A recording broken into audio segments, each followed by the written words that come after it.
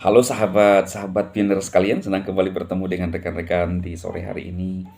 Saya harap rekan-rekan tetap bersemangat dan fokus pada tujuan kita menjelang ya detik-detik Open Minute di Q1 teman-teman. Seperti pada judul ya, ini pesan Nicholas yang sering diulang-ulang ya. Apa yang diinginkan oleh Bang Nicholas. Apa itu teman-teman? Perhatikan, saya akan masuk di white paper kita. Ya, itu paling pertama supaya kita menemukan yang menjadi keinginan tertinggi Bang Nicholas untuk para pioner. Jadi Nicholas itu berpihak kepada pioner, bukan kepada bursa ya.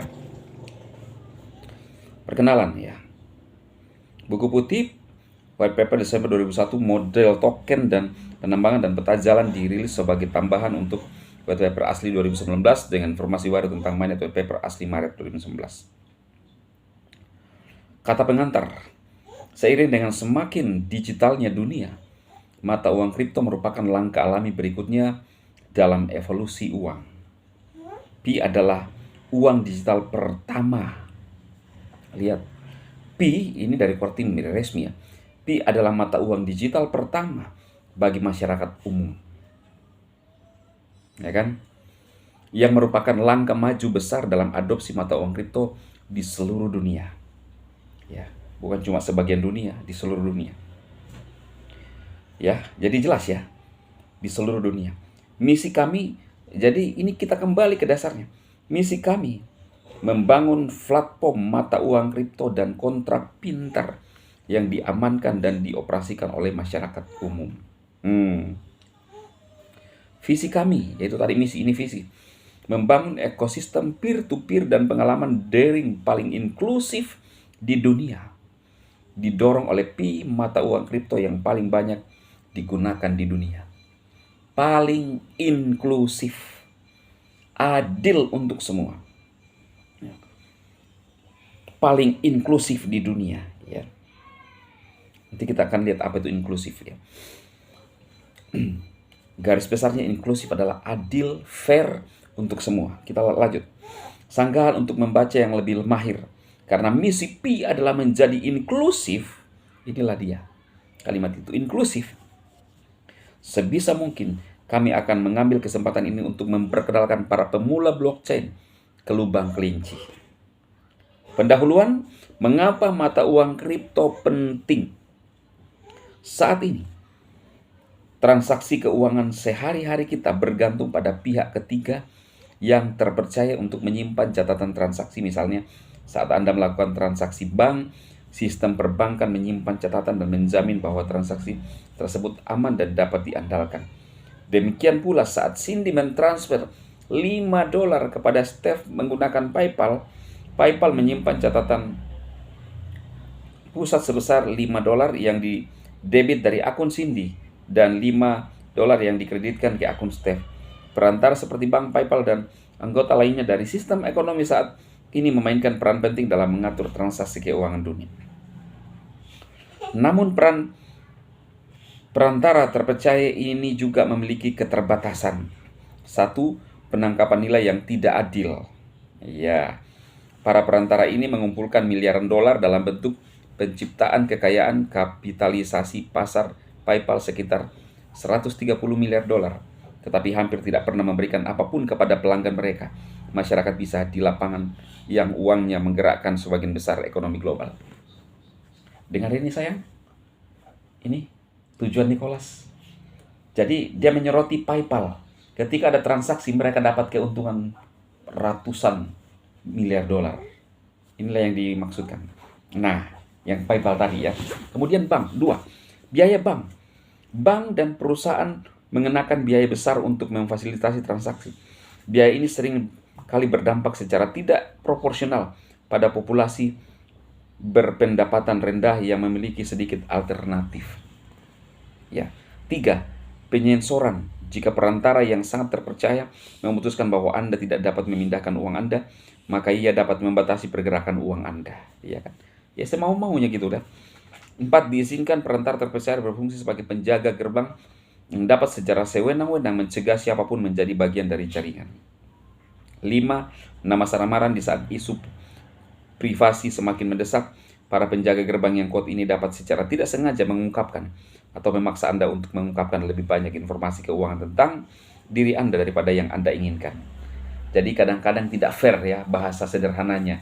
Ketika kita ingin privasi tetapi secara tidak sengaja orang ketiga, pihak ketiga bisa membuka semuanya. Sistem uang elektronik peer-to-peer Bitcoin yang diluncurkan pada tahun 2009 oleh seorang programmer atau sekelompok anonim Satoshi Nakamoto merupakan momen penting bagi kebebasan uang. Untuk pertama kalinya dalam sejarah, orang dapat bertukar nilai dengan aman tanpa memerlukan pihak ketiga dan perantara terpercaya. Pembayaran dengan Bitcoin berarti orang-orang seperti Steve dan Cindy dapat saling membayar secara langsung melewati biaya kelembagaan, hambatan, dan gangguan. Bitcoin benar-benar mata uang tanpa batas yang memberdayakan dan menghubungkan ekosistem global. Ya. Namun teman-teman, pengantar buku besar terdistribusi, Bitcoin mencapai prestasi bersejarah ini dengan menggunakan catatan terdistribusi. Sementara sistem keuangan saat ini bergantung pada catatan kebenaran pusat tradisional. Catatan Bitcoin dikelola oleh komunitas validator terdistribusi yang mengakses dan memperbarui buku besar publik.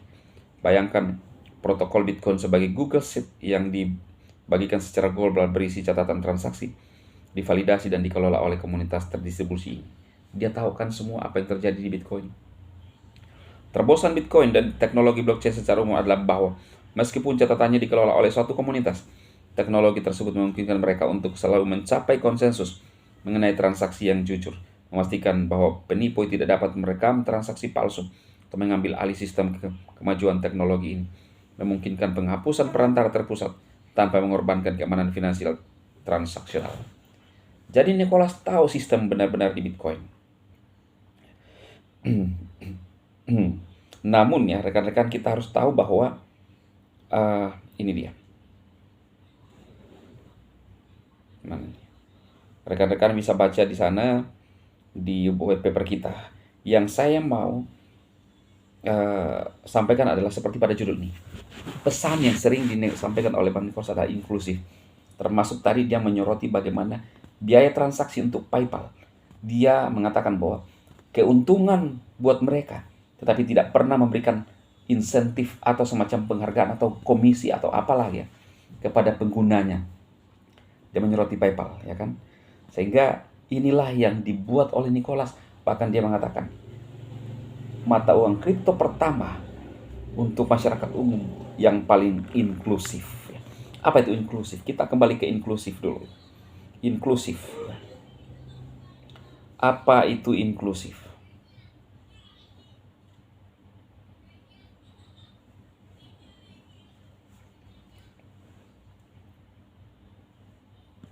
Ini inklusif adalah sikap untuk menerima dan mengakomodasi keberagaman.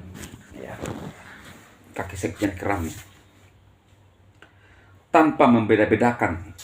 Ya, perhatikan. Kata inklusif berasal dari bahasa Inggris inclusion, yang berarti proses memasukkan atau mengikut sertakan. Inklusif dapat diterapkan dalam berbagai bidang termasuk pendidikan dan kehidupan bermasyarakat. Contoh sikap inklusif: membantu orang yang kesusahan. Membantu orang yang kesusahan. 2. Menghormati orang yang lebih tua. 3. Tidak mengganggu anak kecil. 4. Berteman dengan semua orang tanpa membeda-bedakan. 5. Menghargai orang yang berbeda dari segi etnis, agama, dan budaya. Contoh penerapan inklusif dalam pendidikan. Pendidikan inklusif adalah pendidikan terpadu yang berorientasi pada anak kebutuhan khusus. Pendidikan inklusif menyesuaikan kebutuhan muridnya secara individu. Pendidikan inklusif memberikan kesempatan yang sama bagi semua anak untuk mendapatkan pendidikan yang layak. Jadi kita bisa menarik kesimpulan, keinginan pesan Bang Nicholas yang sering disebutkan adalah inklusif. Adil untuk semua, fair untuk semua, diakses oleh semua. Maka ini berlaku untuk penduduk global. Ya. Maka Nicholas tidak hanya berpihak kepada pasar dan bursa, tetapi berpihak kepada masyarakat umum.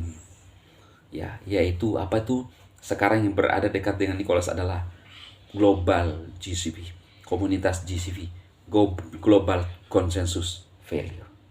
Luar biasa para pioneer sejati Ini akan menjadi sesuatu yang luar biasa. Bahkan Bang Nicholas sering sendiri mengatakan bahwa akan bersejarah. Open-minded akan bersejarah. Salam sukses. Salam GCV. GCV. Sukses.